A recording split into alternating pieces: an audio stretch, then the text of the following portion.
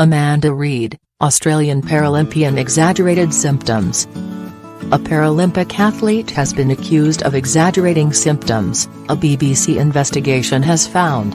Amanda Reid, formerly Fowler, won a silver medal in cycling for Australia at the Rio Games in 2016. Her former coach and other athletes who spoke to the BBC's File on 4 said they were highly suspicious about the changes in her condition. Reid and her mother did not respond to detailed BBC questions about the allegations. The Australian Paralympic Committee strongly denied any knowledge of misconduct relating to classification. It said Reid had multiple disabilities and had undergone the same rigorous medical testing as other athletes. No sign of physical impairment. Reid, who was then known as Amanda Fowler, was classified as an intellectually disabled swimmer when she competed at the London Paralympics in 2012, finishing 5th. Her new coach after the London Games, Simon Watkins, said Amanda's mother told him that she thought her daughter may have a rare genetic disorder with symptoms similar to cerebral palsy. She inquired whether she might be able to change her classification to a physical disability. He said he was emphatic about his own opinion: "She doesn't have a physical disability. So there isn't a way that you get a classification for physical disability. There isn't one present." A fellow swimmer who competed at the same time and who doesn't want to reveal her name agreed. There was absolutely no sign of any sort of physical impairment. She was quite boisterous and used her arms quite a bit for emphasis when she was talking, she said. How are disabled athletes assessed? Disabled athletes are classified by a panel of volunteers based on how their impairment affects their performance. They are assessed by a technical classifier, often a coach in that sport, and a medical classifier, such as a physiotherapist.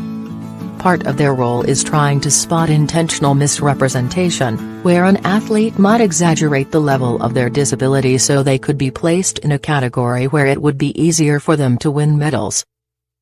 At a training camp a few months later, Simon Watkins said an official from the governing body Swimming Australia approached him and expressed concerns that at a physiotherapy session Reid was trying to put on an issue with the leg and foot, which we don't believe is a real issue.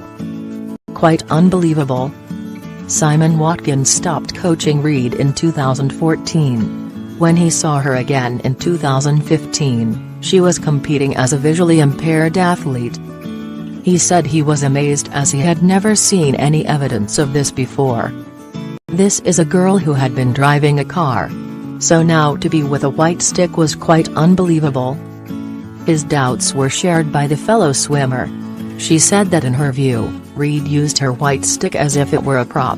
She would also maintain direct eye contact for long periods and then would suddenly almost put on an act as if she couldn't see you and wouldn't be able to meet your eyes directly. The swimmer says she didn't bother to challenge this as she had come across other athletes she thought were exaggerating symptoms. It's almost accepted that's just the way it is and there's almost no point challenging it.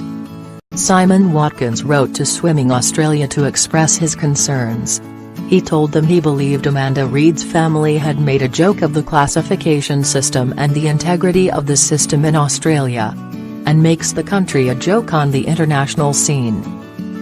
Swimming Australia told him the classification for Amanda was ongoing. The BBC asked Swimming Australia about this but they did not reply. Reid dropped out of competitive swimming. Cycling. At the Rio Olympics in 2016 Reid competed as a cyclist in a new classification for physically disabled athletes. In interviews she said she had cerebral palsy. She won a silver medal in the sprint and at the medal ceremony now walked with a turned-in foot and holding her arm, seemingly with cerebral palsy-like symptoms.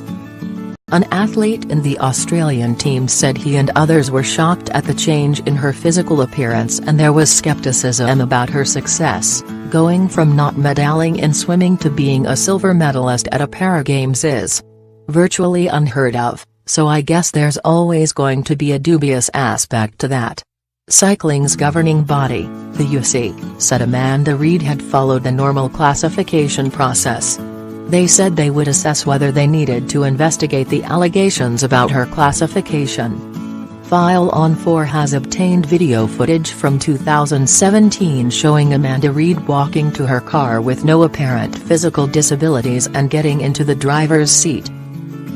Robert Shepard, a former international classifier, watched the footage. "It is very unlikely that you make that degree of improvement. The presentation that we've seen on these videos makes me doubt that she is of a level that would give her the classification she's got. Is it possible to make such rapid improvements with cerebral palsy?" Richard Grunewald, Clinical Director of Neuroscience at Sheffield Teaching Hospitals NHS Foundation Trust, said, "The damage of cerebral palsy is permanent brain damage, it doesn't come and go." The Australian Paralympic Committee said Amanda Reid has multiple impairments and can therefore be classified with a physical, visual or intellectual disability. They said such cases are not unique and said that her classifications in both cycling and swimming have followed the international classification rules. Paralympic investigations. Before the Rio Paralympics, the International Paralympic Committee investigated 80 athletes for intentional misrepresentation, but none were found to have deliberately exaggerated their disability. All swimmers are now being reclassified, with the tests in the water being made more rigorous and objective. Some track athletes are also facing reclassification. File on 4 has learned that a British Paralympic medalist, who has not been named publicly, is currently being investigated for possible cheating. As part of the inquiry, investigators are believed to have spoken to a number of athletes, including former British Paralympic gold medal swimmer Mark Woods.